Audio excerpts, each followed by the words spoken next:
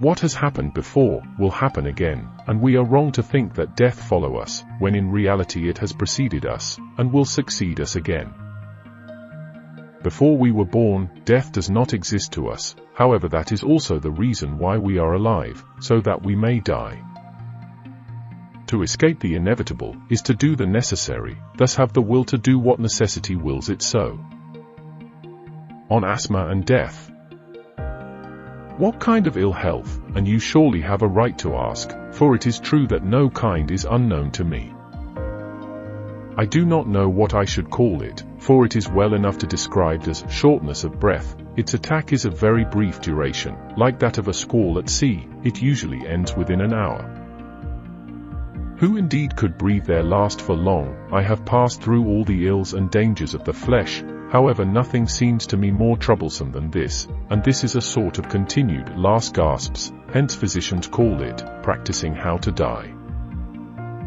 Do you think I am writing this letter in a merry spirit, just because I have escaped? It would be absurd to take delight in such supposed restoration to health, as it would be for a defendant to imagine that they had won their case when they had succeeded in postponing their trial.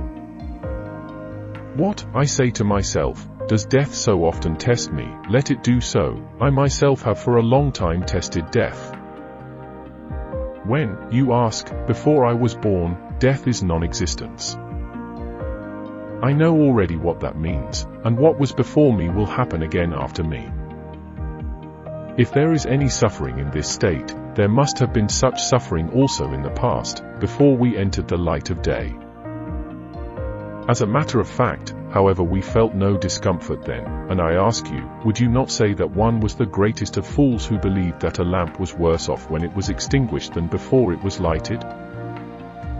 We mortals also are lighted and extinguished. The period of suffering comes in between, however on either side there is a deep peace.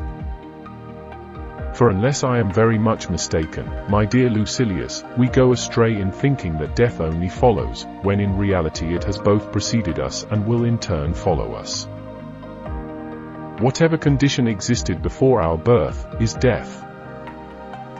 Does it matter whether you do not begin at all, or whether you leave off, inasmuch as the result of both these states is non-existence? Accept this assurance from me, I shall never be frightened when the last hour comes. I am already prepared. For what virtue is there in going away when you are thrust out, and yet there is virtue even in this. I am indeed thrust out, however it is as if I were going away willingly. For that reason the wise person can never be thrust out, because that would mean removal from a place which they were unwilling to leave, and the wise does nothing unwillingly.